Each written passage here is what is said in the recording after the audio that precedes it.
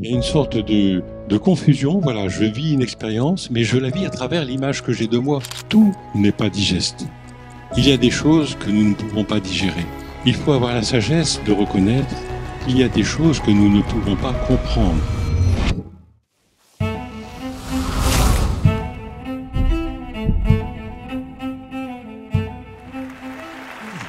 Eh bien, tout d'abord, merci à vous toutes et à vous tous d'être présents ici, euh, nombreux, et merci aussi aux organisateurs, aux organisatrices de tout ce travail, hein, et puis de m'avoir invité, hein, à vous parler de ce thème, hein, du corps à l'âme, hein, de la guérison du corps à celle de l'âme. Alors, euh, ces journées vont se faire sur le thème de la connaissance. Je suppose que la connaissance dont il est question n'est pas une connaissance intellectuelle, mais que c'est une connaissance acquise à un niveau plus profond qui va s'intégrer justement à notre âme. De la même manière que quand un enfant voit une jolie flamme, il met le doigt et il se brûle, eh bien, il se souvient, maintenant c'est intégré, et c'est quelque chose qui n'est pas de l'ordre du mental, c'est quelque chose de l'ordre du vécu. Et donc nous allons parler justement de ce vécu, et nous allons aussi parler de l'âme. Alors l'âme, il faudrait s'entendre sur les mots. Je ne vais pas vous parler non plus de l'âme religieuse. Hein, je vais vous parler, si on prend l'idée de l'âme, je vais la prendre sur le comment dire, le thème étymologique, hein, c'est-à-dire ce qui nous anime. Hein, l'âme, je vais le voir comme ce qui nous anime. Donc, alors, on m'a présenté, donc je suis médecin homéopathe, ce qui veut dire homéopathe déjà un petit peu atypique, mais je suis quand même médecin, et à ce titre, j'ai quand même une responsabilité au niveau de ma parole. Vous comprendrez que j'espère que vous ne m'en voudrez pas si je vous ne parle pas de miracle, hein, ça serait comment dire, un peu déplacé de ma part, mais euh, je vais être amené à évoquer l'émotion comme euh, un facteur, comment dire, déclenchant la maladie, aggravant voire déclenchant la maladie. N'allez pas en conclure trop rapidement que puisque la maladie vient d'une émotion, c'est par l'émotion que nous allons la guérir. Hein. Je veux dire par là que c'est trop simple. Ça serait idéalement, ça serait sympathique, mais malheureusement les choses ne fonctionnent pas comme cela. Si vous êtes malade, hein, allez voir votre médecin, faites-vous soigner. L'émotion qui passe dans le corps, à partir du moment où l'émotion passe dans le corps, il faut s'occuper du corps. Il faut s'occuper du corps avec les moyens de la médecine moderne, mais le fait de s'occuper du corps, que le médecin vous confiez votre corps au médecin, ça ne vous empêche pas de réfléchir quand même sur ce qui se passe à un autre niveau et de vous occuper, vous, hein, de l'âme. Vous laissez le médecin s'occuper du corps et vous vous occupez de l'âme, rendez à César ce qui est à César, etc. Voilà. Je préfère que ce soit bien dit, que ce soit bien clair au départ, pour qu'il n'y ait pas de confusion. Donc, euh, le thème que je vais vous proposer, enfin, cette idée donc de la guérison du corps à celle de l'âme, je vais vous en parler à travers trois histoires. Les histoires dont je vais vous parler vont illustrer chacune une facette, hein, de cette découverte. Et sans plus attendre, nous allons commencer par parler de la première histoire. La première histoire, c'est celle d'une femme, Nathalie, qui avait 54 ans quand elle est venue me voir et qui me disait écoutez, j'ai besoin d'un traitement pour stimuler mon immunité. Je sais que l'homéopathie est adaptée pour cela. Donc, qu'est-ce que vous pouvez me proposer? Je n'arrête pas depuis 7 ans, hein, de faire bronchite sur bronchite, alors que jusque-là, tout allait bien dans ma vie. Je n'ai jamais été malade, donc aucune raison. Et brusquement, voilà que du jour au lendemain, une première bronchite est apparue. Et depuis, ça n'arrête pas. Ça n'arrête pas. Alors, en général, quand vous avez une personne qui vient avec des maladies chroniques et des maladies récurrentes, c'est toujours intéressant de situer le point de départ de la maladie. Qu'est-ce qui a été le point de départ? Qu'est-ce qui s'est passé au tout début? Et là, Nathalie me dit, il y a 7 ans, mon mari ça faisait un moment qu'on vivait ensemble, mon mari m'a quitté.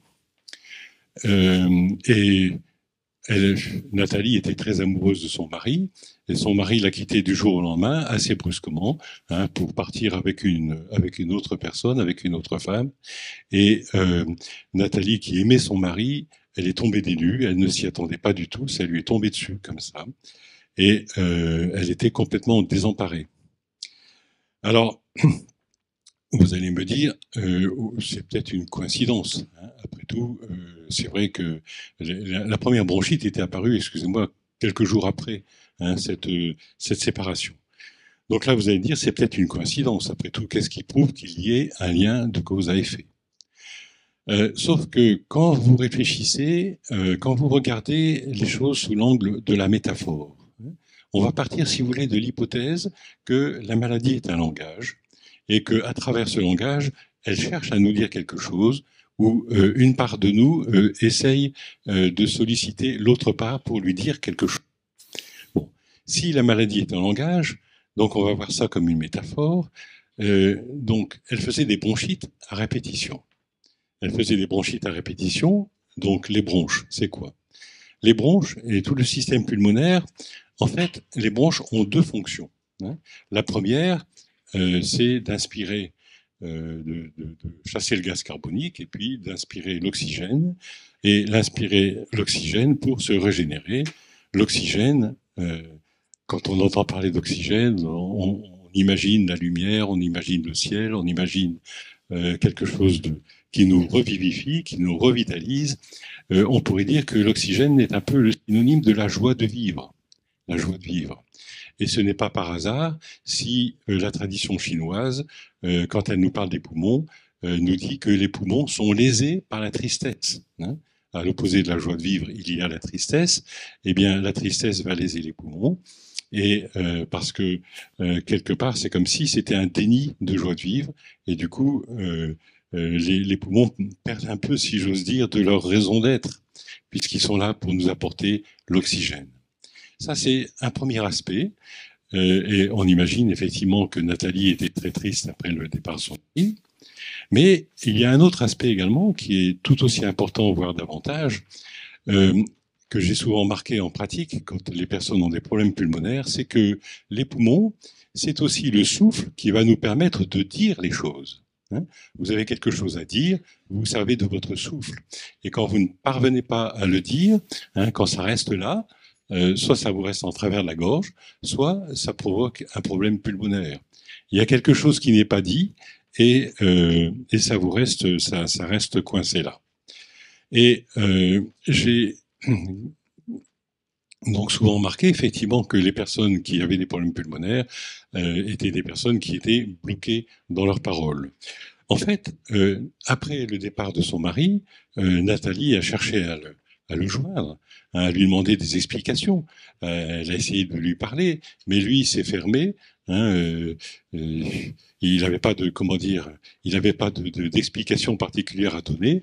Hein, et du coup, elle est restée sur cette incompréhension. Hein, voilà, elle ne comprenait pas ce que son mari, le pourquoi de ce départ. Donc il s'était fermé à l'échange en refusant toute explication. Et naturellement, non seulement il s'était fermé à l'échange en refusant l'explication, mais comme souvent dans ces cas-là, il a trouvé différents reproches tout à fait futiles qui lui servaient de prétexte pour comment dire, transférer sa culpabilité sur sa femme en lui disant qu'elle était responsable hein, de cette rupture, alors que c'est lui qui l'avait initiée. Bon, donc ça c'est assez classique. Alors, autre chose également, les bronches donc. La bronchite, c'est une maladie infectieuse. Une maladie infectieuse, qu'est-ce que c'est? Eh bien, la maladie infectieuse, c'est une mauvaise rencontre. C'est une mauvaise rencontre qu'on pourrait dire fortuite, sauf qu'elle ne l'est pas tant que ça. Pour que le germe puisse se développer dans le corps, il faut quand même qu'il y ait une certaine résonance, une certaine réceptivité, qui se ressemble, s'assemble. Donc il y a quelque chose là d'une résonance qui se fait, d'une sorte de fragilité. Et comme disait Olivier, mon ami Olivier Soulier, hein, qu'on a malheureusement perdu récemment, Olivier Soulier disait les maladies infectieuses nous aident à grandir. Elles nous aident à grandir, et j'ajouterais ce qu'on voit très souvent chez les enfants, hein, les enfants qui font un problème infectieux ou une maladie infantile. Dans les maladies infantiles, eh ben, 2 fois sur 3, après, ils grandissent soit en taille, soit en maturité, soit les deux. Hein, il y a quelque chose, quand on sort de la maladie infectieuse, comme si la conscience avait compris quelque chose. Et c'est comme si le germe était venu nous solliciter en nous disant « Qu'est-ce que tu penses de ça ? Qu'est-ce que tu penses de ça ?» C'est comme si le germe de la bronchite venait chaque fois solliciter Nathalie en lui disant cette tristesse, est-ce que tu es sûr que tu en as vraiment besoin, hein? Est-ce que tu es sûr que de la garder, c'est important de la garder? Et c'était d'autant plus surprenant que je ne vous l'ai pas encore dit, mais Nathalie n'était pas venue toute seule. Elle était venue accompagnée de celui qui était entre-temps devenu son mari, un homme qu'elle avait rencontré 3 ou 4 ans après la séparation avec de son ex. Et cet homme-là, à l'inverse de son premier mari, était un homme qui était aux petits soins pour elle. Hein, il était, comment dire, il était serviable, il était attentif, il l'entourait de sa douceur et de sa tendresse.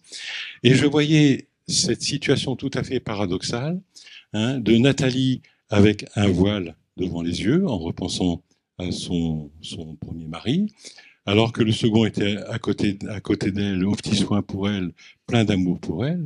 Et je me suis dit, c'est quand même ballot. C'est quand même ballot. Hein, elle vit, voilà, une situation qui pourrait la rendre heureuse. Et ce bonheur est voilé par le passé. Et j'ai commencé par lui dire, mais ne laissez pas le passé, ne laissez pas passer pourrir le présent. C'est quand même dommage. C'est quand même dommage. Et je n'étais pas le seul à lui dire de tourner la page. Vous savez, hein, le conseil que de nombreux thérapeutes donnent volontiers, lâcher prise, lâcher prise. Oui, oui. Après avoir essayé de donner ce conseil pendant quelque temps, je me suis rendu compte que ça ne servait absolument à rien. Et je me suis demandé ce qui pouvait aider ces personnes à tourner la page.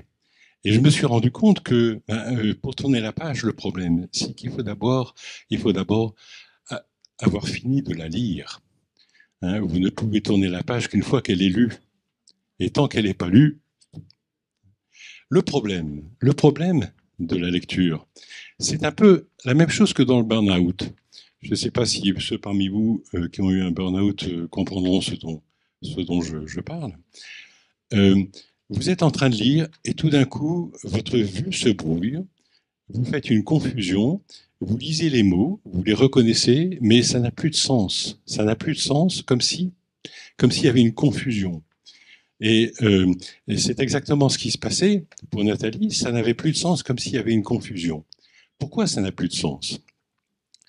Ça n'a plus de sens parce que confusion, c'est fusion ensemble. Fusion ensemble, c'est comme si, pour vous donner une image, vous prenez deux radios. Vous savez, les radios qu'on faisait autrefois qui étaient transparentes, on en fait encore maintenant. Et au lieu de les regarder séparément, vous les superposez, vous les regardez l'une à travers l'autre. Ce que vous voyez est confus. Et c'est n'importe quoi. Ça n'a plus de sens. Et qu'est-ce qui se superpose? Eh bien, ce qui se superpose, c'est la réalité, la vision de la réalité, avec l'image que nous avons de nous par rapport à la réalité. Il y a une sorte de confusion. Voilà, je vis une expérience, mais je la vis à travers l'image que j'ai de moi. Pourquoi m'a-t-il fait cela? Hein, c'est ce que disait Nathalie quand son mari l'a quittée. Elle me disait, mais pourquoi m'a-t-il fait cela?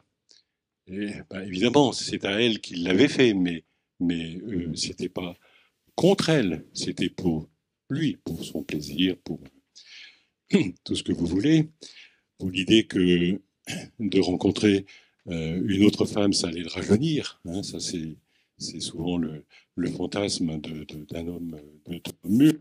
Il se dit toujours, bon, je vais rencontrer une autre femme et ça va me donner une nouvelle jeunesse. Donc c'était son problème à lui, c'était pas son problème à elle, mais elle se l'appropriait en disant, mais pourquoi me fait-il cela? Pourquoi m'a-t-il fait cela? Et là, je voudrais peut-être, comment dire, insister sur le sentiment qui peut être le nôtre dans ce genre de situation.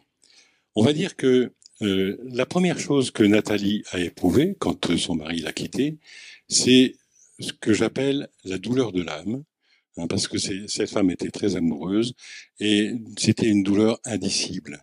Hein, cette douleur de l'âme qui la prenait dans les tripes et dont elle ne pouvait rien dire. Hein, c'est quelque chose, voilà. Mais cette douleur de l'âme, si vous l'écoutez, si vous l'écoutez, que va-t-il se passer?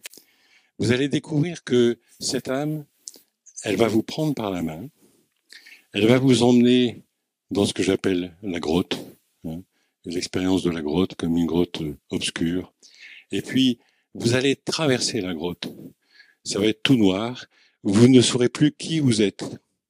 Vous ne saurez plus qui vous êtes, mais c'est la même expérience que une vague qui se prend pour une vague sur l'océan, je suis une vague, etc., qui arrive sur un récif et se dit je suis foutu.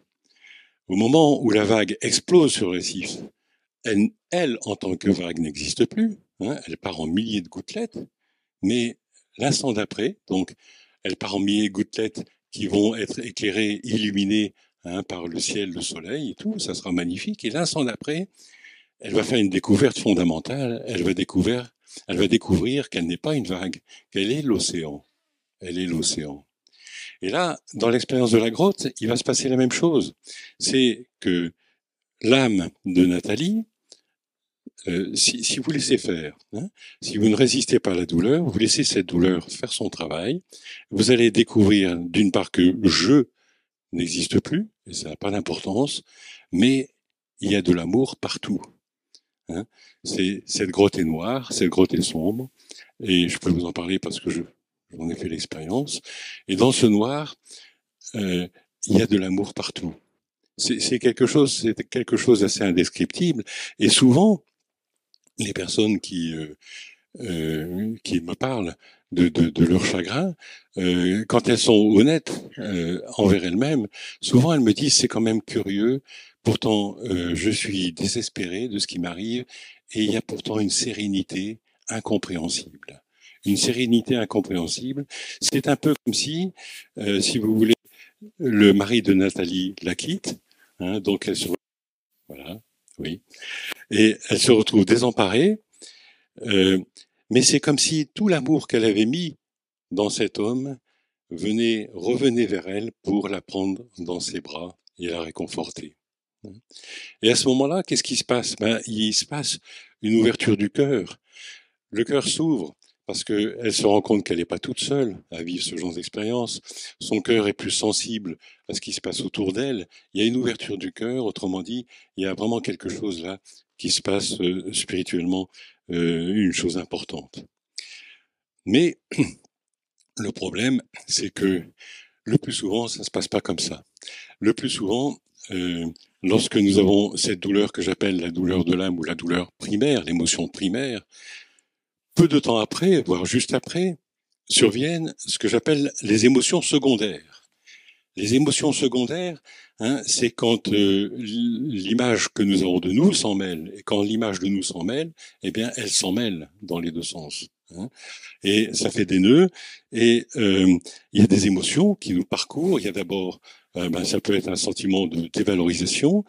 Il m'a quitté. Qu'est-ce que j'ai fait, qu'est-ce que j'ai pas fait pour qu'il me quitte. Donc il y a cette dévalorisation. Il y a aussi quelquefois la culpabilité, puis après la colère, la jalousie. Quand elle imagine que son mari est dans les bras d'une autre, ça évoque la jalousie, le ressentiment. Autrement dit, ces émotions secondaires, elles vont passer par toutes les couleurs de l'arc-en-ciel. Et quand on vous dit il faut gérer les émotions, gérer la colère, gérer ceci, gérer cela, c'est pas la peine. Ça ne sert à rien. Pourquoi? Parce que ce sont des émotions secondaires. Ça veut dire que ce sont des émotions, d'une part, qui viennent de cette image que nous avons de nous qui se défend, qui essaye de se, comment dire, de rétablir une certaine cohérence, hein. Et d'autre part, ce sont des émotions qui sont, comment dire, qui squattent, en fait, qui sont des usurpatrices. Elles essayent de prendre la place de l'émotion primaire pour empêcher la douleur de l'âme, hein, de se dérouler et d'arriver, comment dire, à son accomplissement. Donc, il y a une sorte de blocage qui va se produire, et toutes ces émotions, en fait, ce sont un peu comme des feux follets. La colère, si vous dites pour gérer ma colère, moi, ce que je vous conseille de faire, c'est de retourner la pièce et de voir la peur ou le chagrin qui se cache derrière. Là, déjà, vous avancerez un peu mieux en voyant ce qui se cache derrière la douleur apparente et en essayant de voir la réalité qui se cache derrière la douleur apparente. Alors, donc vous voyez, déjà de faire la part des choses par rapport à l'émotion primaire, par rapport à l'émotion secondaire, et dans tout ça, je vous ai parlé de l'image que nous avons de nous. Alors, je vais quand même préciser un peu ce que j'entends par là. Ben, l'image que nous avons de nous, c'est ce que nous croyons de nous, hein. C'est ce que je crois de moi. Et pour vous faire toucher du doigt ce que ça, comment ça peut jouer, imaginez deux hommes d'âge mûr, bien mûrs, assis sur un banc public. Hein, c'est une belle matinée de printemps. Le ciel est bleu, il y a du soleil. Enfin, voilà. Et puis, ils discutent, hein, comme on peut discuter de choses et d'autres. Quand, dans leur champ de vision, un peu loin, vient une jeune et jolie femme qui s'avance dans leur direction, qui traverse le parc, et ils s'arrêtent de discuter. Il la regarde. Il la regarde, mais comment dire, c'est pas un regard lubrique. Hein, ils ont, on va dire, passé l'âge. Hein, c'est pas un regard plein de désir, c'est un regard plein d'admiration par rapport à cette beauté. Et cette jeune femme passe devant eux, et comme elle sent une forme de, comment dire, de bienveillance dans leur regard, d'admiration, juste elle leur fait un petit sourire en passant, hein, à la Joconde. Et puis elle s'en va. Elle s'en va. Le premier de ces hommes reçoit ce sourire en plein cœur. Il s'est dit, mon Dieu, que les femmes sont belles, que la vie est belle, que le ciel est beau, que voilà. Hein. Il éprouve de la joie, une joie. Comment dire, on peut même pas en parler, quoi. Ça le transporte. Le second de ces hommes voit cette femme s'éloigner et se dit, décidément, si j'avais 20 ans de moins, voilà. Et du coup, ça le rend triste. Tout de suite, il est plein de nostalgie, des souvenirs de ce qu'il a vécu, qu'il ne revivra plus, ou de ses échecs aussi, etc. Donc il regarde le passé, hein, bon, puis après il regarde l'avenir. Ben, l'avenir, bon, hein, c'est pas un avenir enchanteur. Autrement dit, ça le plombe. Cette situation le plombe. Ces deux hommes ont vécu exactement la même chose. Ils ont reçu le même sourire de la part de cette jeune femme, sauf que le premier l'a vécu dans le moment présent, sans se poser de questions. C'est venu comme ça, comme une sorte de bénédiction. Hein. Et le second l'a vu à travers le temps. Et non seulement à travers le temps, mais à travers l'image qu'il a de lui. Hein. Ce que ce que j'aurais aimé pouvoir faire ou ce que j'ai pas fait, etc. Donc l'image que nous avons de nous, elle est aussi liée au temps. Elle est aussi liée au temps. Et alors oui, à partir de cette image, j'ai raconté cette histoire à Nathalie pour la sensibiliser sur sur cette question de l'image de soi. Et à la fin après lui avoir dit ça, je lui ai dit, écoutez, maintenant, je vais vous donner un conseil, respirez. Respirez et regardez autour de vous. Hein. Qu'est-ce qui est autour de vous? Qu'est-ce que vous avez autour de vous à présent? Qu'est-ce qui existe ici et maintenant, tout simplement? Hein, pourquoi repenser au passé? Est-ce que le passé existe là maintenant? Non, il n'existe plus. Voilà. Respirez, respirez. Cette respiration, c'est quelque chose que je conseille volontiers, que j'appelle la respiration de la Renaissance que j'ai découvert il y a une bonne quinzaine d'années après un infarctus qui m'avait, comment dire, un peu secoué, bien sûr. Et au moment de la rééducation, j'étais au fond du lit, tout épuisé, en train de me remettre de ce qui m'était arrivé, quand je vois un solide gaillard rentrer dans ma chambre. Oui, c'est bon, oui. Le kinési, je ne sais pas ce qu'il faut faire pour... bon. Le kinésithérapeute qui se présente et, et qui me dit demain 9 heures en salle de gymnastique. Alors je tenais pas debout, hein. J'étais allongé dans mon lit. Je le regarde, je me suis dit c'est un plaisantin, hein, il se rend pas compte. Bon, mais du fait de ma fierté, quand même, le lendemain, 9 heures, je me suis levé. J'ai réussi à me tenir debout en m'appuyant sur la rampe qui menait de ma chambre à la salle de gymnastique. Et puis, en ouvrant la porte était entrouverte, je vois une vingtaine de personnes assises sur leurs chaises, à moitié affalées, épuisées comme moi. Et je me suis dit, bon, déjà, ça m'a rassuré, je ne suis pas le seul. Et puis, cet homme a commencé à nous faire des exercices tout bêtes, hein, de respiration, respirer, souffler. On était assis sur le bord de la chaise, hein, donc pas de mouvement particulier, si ce n'est que à un moment donné, il nous a fait faire un exercice que depuis j'appelle la respiration de la Renaissance, qui consiste, vous mettez sur le bord de la chaise, vous soufflez, vous mettez en position fétale, et vous restez une petite seconde en expiration profonde, et puis après vous inspirez, hein, et je me suis dit, mais en y mettant de la conscience, hein, je souffle, je chasse le gaz carbonique, je chasse la lourdeur de mes expériences, je chasse tout ce qui m'encombre, tous les soucis, voilà. Je chasse mon histoire, hein, qui me pèse, et j'aspire et je m'ouvre à l'oxygène, je m'ouvre à la joie de vivre, je m'ouvre à l'espace. Et j'ai conseillé à Nathalie de faire. Merci. Ah oui, ça a l'air d'aller mieux pour l'instant. On touche du bois. Ça va mieux, hein? D'accord. Donc je chasse les soucis et puis quand j'inspire, eh bien j'inspire la joie de vivre. Et je vous conseille vivement, c'est un exercice que je conseille à mes patients qui traversent des périodes difficiles ou qui vivent par exemple des périodes d'angoisse, ou des patients qui sont sous chimiothérapie et qui sont fatigués, épuisés. Et tous me disent que ça leur fait du bien, ça leur permet de se régénérer. Et il y a aussi, comment dire, cet exercice respiratoire va vous faire toucher du doigt une question tout à fait intéressante, c'est que quand je dis que l'image que nous avons de nous est liée au temps, les questions que nous nous posons le plus souvent, elles sont aussi liées au temps. Hein.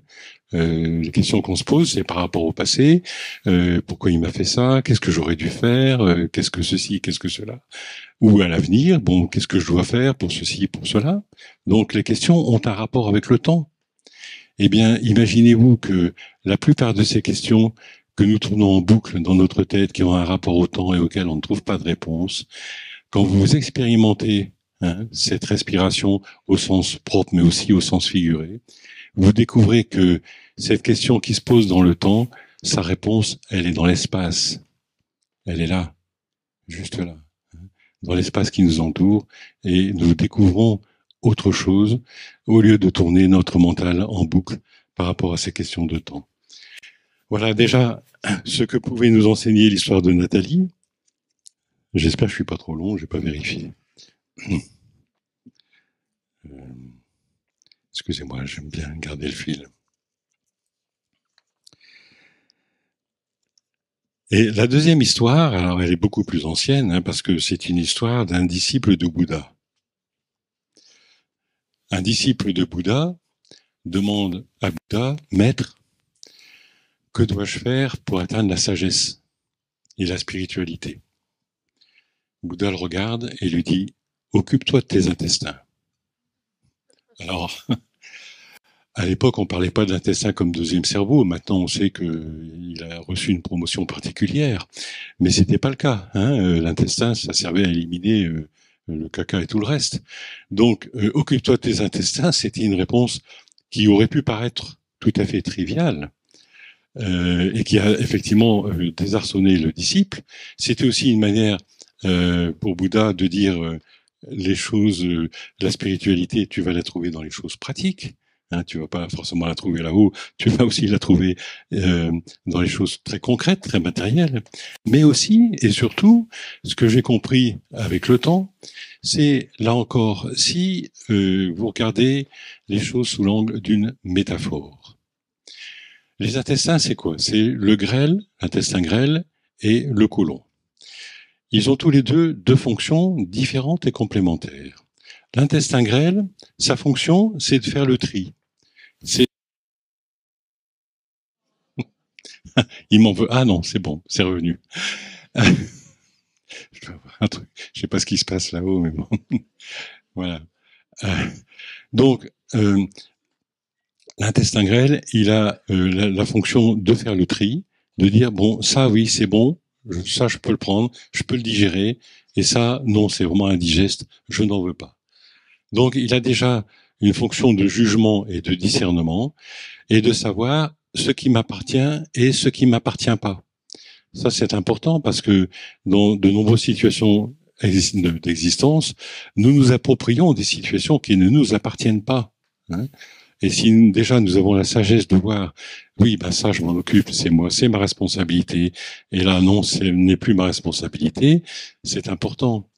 Et bon, je vais peut-être pas trop rentrer dans le détail parce que je vois que le temps passe et j'ai encore beaucoup de choses à dire. Mais donc ça, vous le comprenez, je pense qu'il y a des choses qui ne nous appartiennent pas, il faut avoir la sagesse de le reconnaître et de passer la main. Donc ça, c'est la première chose. Et puis, l'intestin grêle, il boucle, il reboucle je ne sais combien de fois, il fait 7 mètres quand on l'étire. Autrement dit, il nous faut du temps quand même pour apprendre les choses. Et il faut que nos expériences, nous les refassions une fois, 2 fois, 3 fois. Il faut que ça se boucle. C'est dans l'ordre des choses, d'avoir besoin de ce temps, de boucler nos expériences, de les revivre pour qu'elles soient vraiment assimilées. Sauf que tout n'est pas digeste, tout n'est pas assimilable. Il y a des choses que nous ne pouvons pas digérer. Bon, il faut avoir la sagesse de reconnaître qu'il y a des choses que nous ne pouvons pas comprendre. C'est pareil. Il y a des choses que nous ne pouvons pas comprendre. Il faut l'accepter. C'est comme ça. Et à partir du moment où vous l'acceptez, à ce moment-là, vous pouvez les laisser partir. Vous pouvez les laisser partir.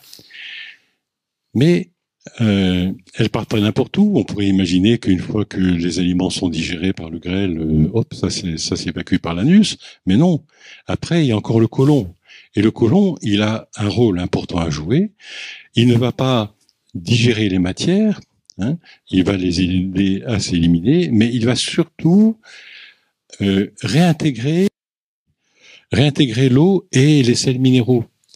Autrement dit, le côlon va assimiler la quintessence de l'expérience.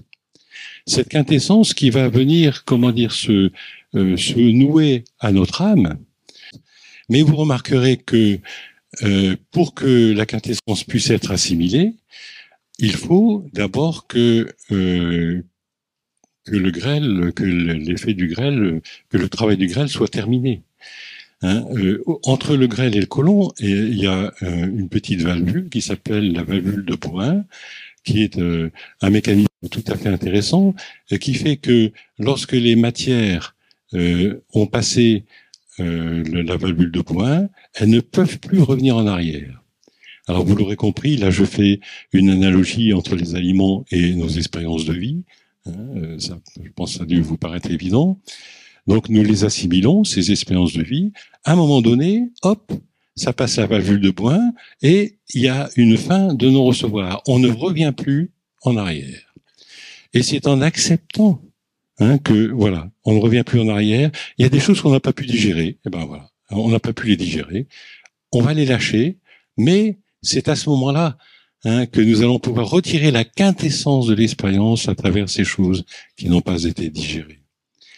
On n'essaie plus de les comprendre, on n'essaie plus de les assimiler, c'est comme ça, on accepte. Le mot-clé, c'est acceptation. Ça, c'est la philosophie de Prajnapada, Swami Prajnapada, qui était un Indien disciple de Freud, mais pétri de la culture védique, et qui disait toute sa philosophie se résumait en un seul mot, accepter. Accepter. Ça a été repris par bien d'autres auteurs après, mais voilà. Donc, cette valvule de bois, elle va dire, voilà, maintenant c'est fini, on passe à autre chose. On passe à autre chose.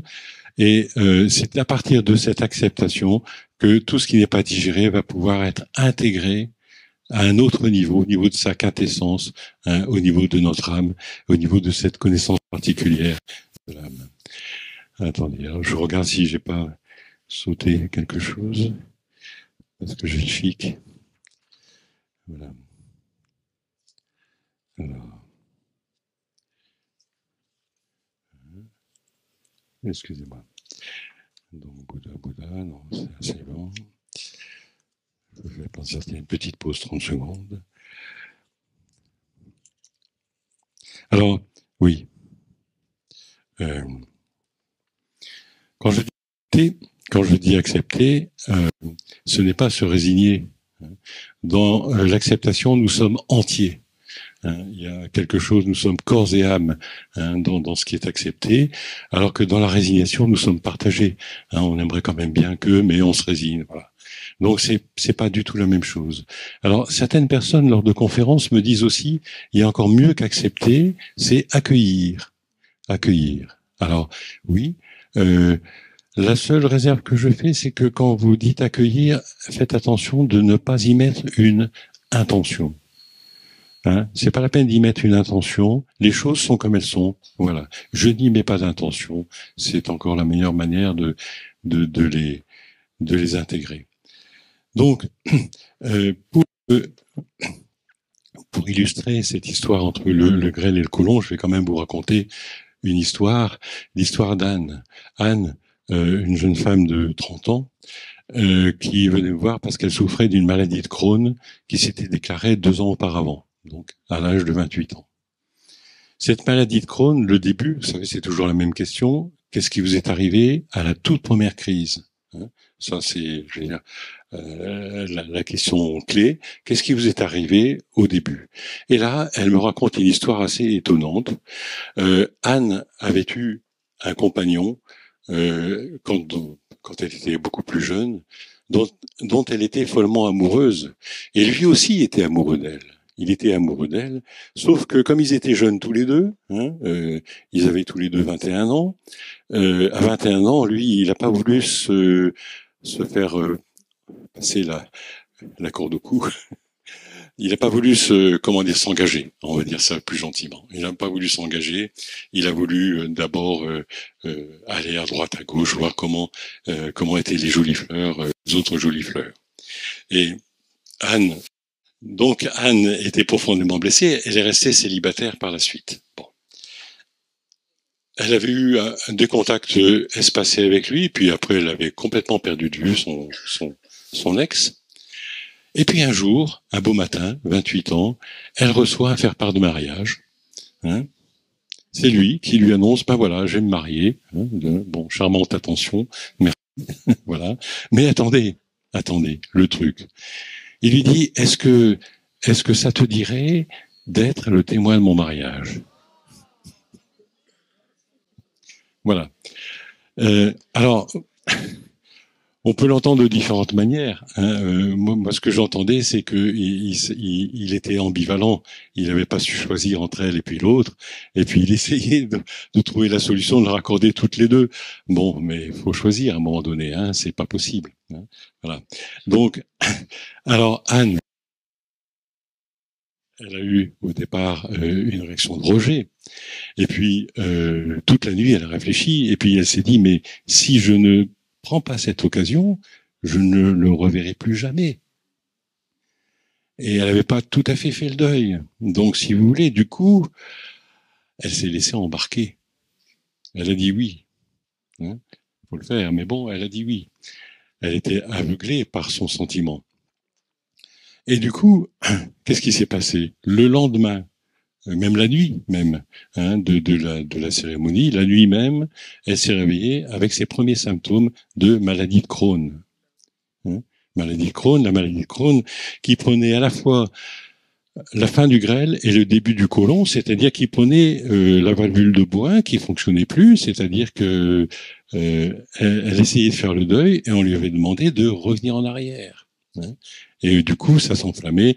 Il y avait une sorte de colère, une colère qu'elle retournait contre elle, parce que ça, c'est un peu le propre des maladies auto-immunes. Dans une maladie auto-immune, la personne retourne la colère contre elle, comme si elle ne savait plus qui elle était. Nos anticorps se retournent contre nous, ils savent plus distinguer ce qui est nous, ce qui est pas nous. Et ben, quand les personnes vivent ce genre de situation où ils ne savent plus où ils habitent, on va dire, ils savent plus qui ils sont, et donc ils éprouvent une colère. Cette colère peut très bien se retourner contre ces personnes sous la forme d'une maladie auto-immune. Et alors, attendez que je la suite.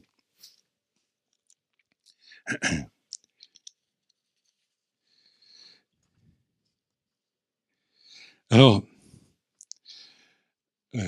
Anne, évidemment, s'en voulait d'avoir fait ce choix. Elle disait, j'aurais pas dû dire oui, j'aurais pas dû dire oui, bien sûr.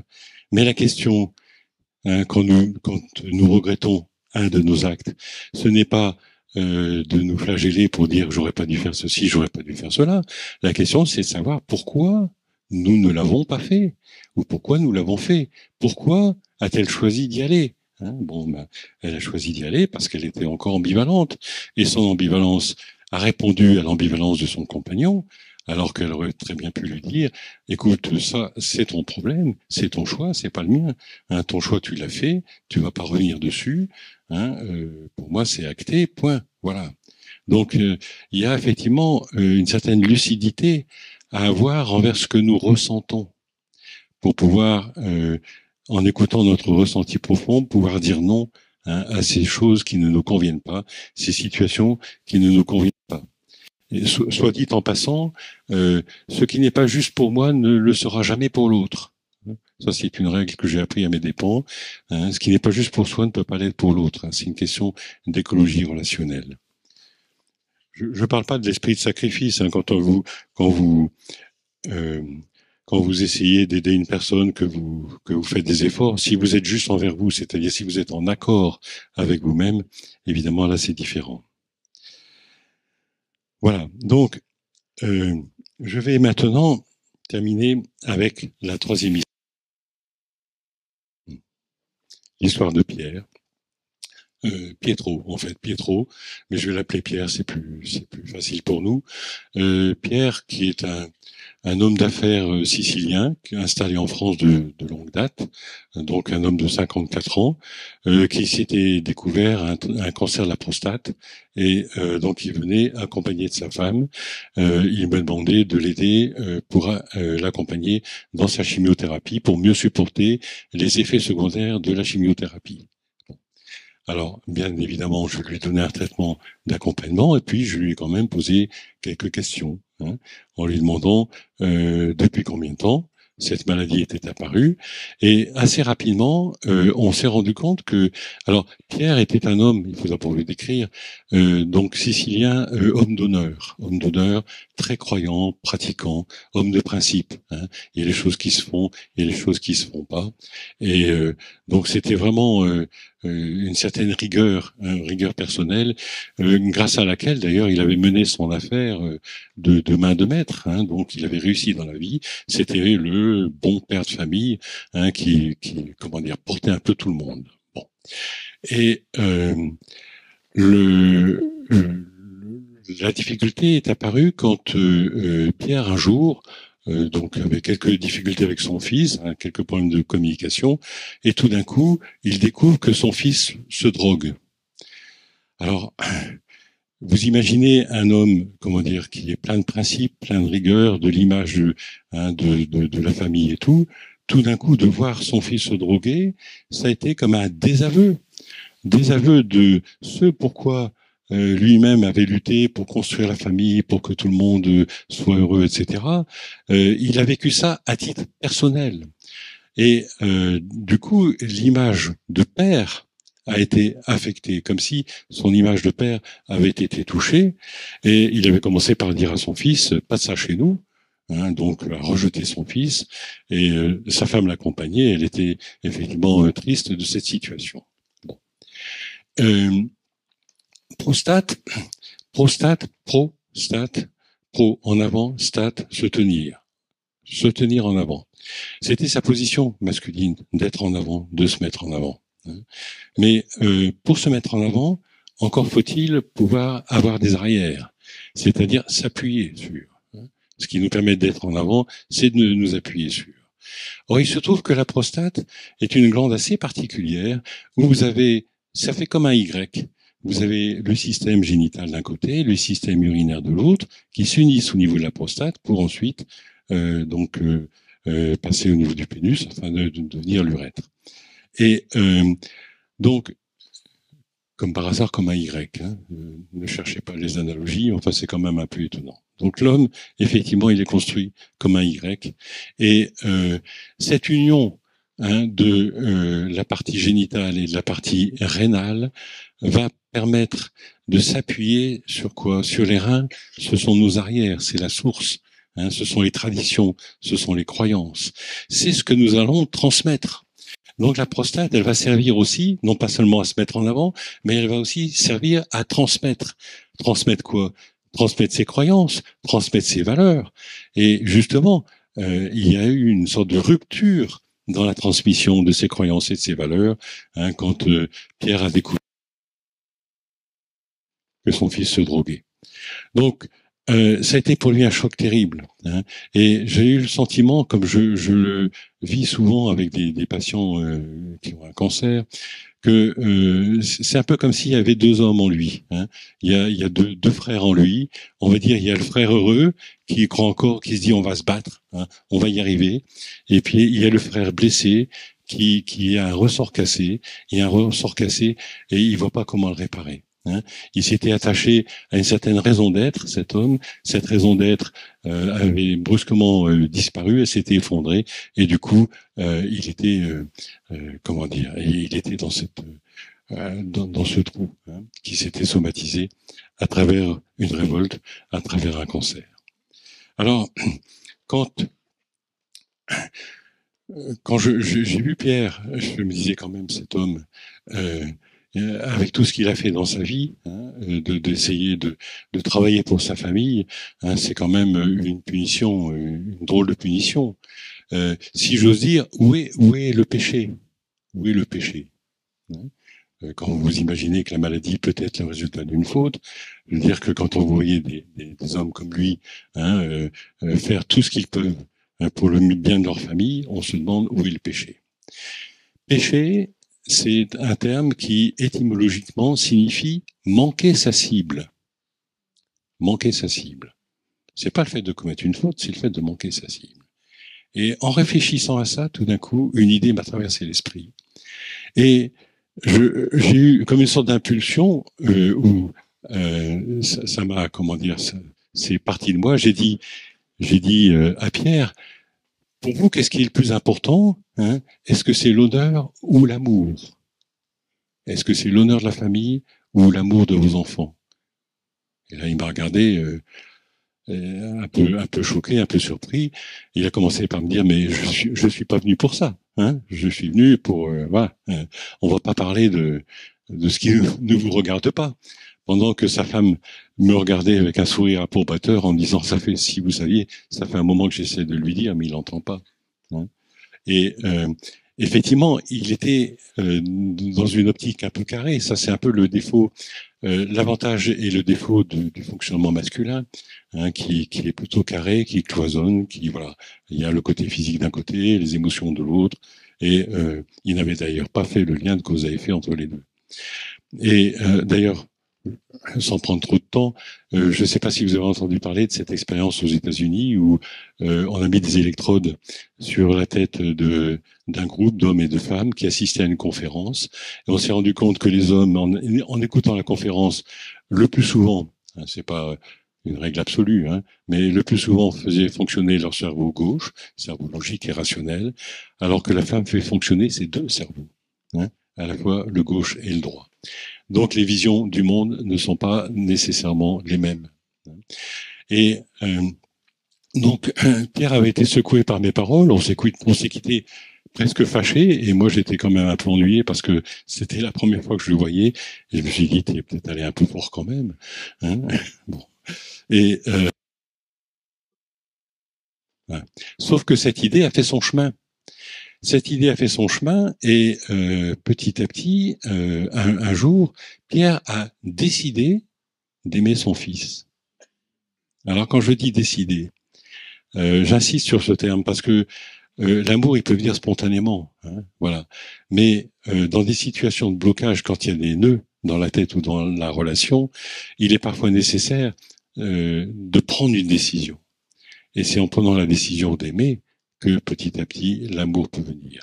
Donc il est allé voir son fils, ils ont commencé à discuter un peu, et il s'est rendu compte que donc son fils était passionné de musique, et Pierre lui a dit que dans son enfance, lui aussi était passionné de musique, il aurait voulu être musicien, mais son père l'en avait empêché. Et le fils a découvert son père sous un angle qu'il n'aurait jamais imaginé. Il s'était fait une image du père, l'image que son père s'était construite. Il n'aurait jamais imaginé que lui, en faisant la musique, eh bien, il ne faisait que concrétiser le désir refoulé de son père. Ça, c'est quelque chose qu'on voit souvent aussi. Hein, l'enfant qui réalise le désir de son père. J'ai un ami qui voulait être pharmacien, il n'a pas réussi à être pharmacien, mais son fils a fait pharmacie. Hein, c'est des choses qu'on peut voir assez souvent. C'est un peu, si vous voulez, comme si, comment dire, excusez-moi, j'essaie quand même de garder le fil. C'est un peu comme si, en essayant d'aimer son fils, Pierre était allé à la rencontre de sa propre ombre. Vous avez des enfants qui font l'inverse de ce que les parents attendent d'eux, et les mères l'acceptent plus ou moins, les pères en général tranchent. Hein, c'est toujours un peu brut, mais on se rend compte que l'enfant ne fait jamais que refléter en miroir l'ombre du père, et c'est, comment dire, Pierre, en se réconciliant avec son fils, c'est comme si il s'était réconcilié avec sa propre ombre, hein, ce qui lui a permis de retrouver son âme finalement. D'où alors, excusez-moi, j'en ai plus pour longtemps. J'espère que je suis pas trop long, mais pour vous dire que tout ça, le premier de nos conflits, il est de nous envers nous-mêmes. Hein. Tout ce qui se passe en dehors, en fait, n'est jamais que l'expression de ce qui se passe en dedans. Hein. Et l'obstacle, en fait, c'est l'idée que si nous perdons ce à quoi nous sommes attachés, nous allons tout perdre. Et c'est comme si, pour exister, nous avions besoin d'une certaine image de nous. En fait, on se rend compte, je me souviens la semaine dernière, c'était pas si long, il y a pas si longtemps, d'une femme qui me disait qu'elle s'était fâchée avec son fils, et mais en même temps, elle était très, comment dire, malheureuse de ça parce que du coup, ils ne se parlaient plus, et en même temps, elle aimait son fils. Elle me disait, oui, je l'aime, je l'aime. Mais je lui dis, mais qu'est-ce que vous attendez? Hein, pour vous réconcilier avec lui. Hein, qu'est-ce que vous attendez pour lui parler? Elle m'a répondu, ah oui, mais non, c'est à lui de faire le premier pas. Hein, l'ego, c'est à lui de faire le premier pas. L'ego, toujours l'ego. L'ego qui nous sépare de quoi? L'ego qui nous sépare de l'amour, qui nous sépare de la joie. Hein, et je dirais que entre la joie et nous, c'est comme l'épaisseur d'une feuille de cigarette. C'est juste l'épaisseur d'une feuille de cigarette. sauf qu'on lui tourne le dos. On lui tourne le dos parce que notre regard est attiré par notre blessure, par une certaine image de nous. Et dans la maladie, l'âme vient nous taper sur l'épaule en disant « Coucou, qu'est-ce que tu penses de ça ?» Alors, ça nous dérange, mais ça nous fait avancer. Et puis un jour, elle tape tellement fort qu'on finit par se retourner. Et quand on se retourne, on découvre la lumière et la joie.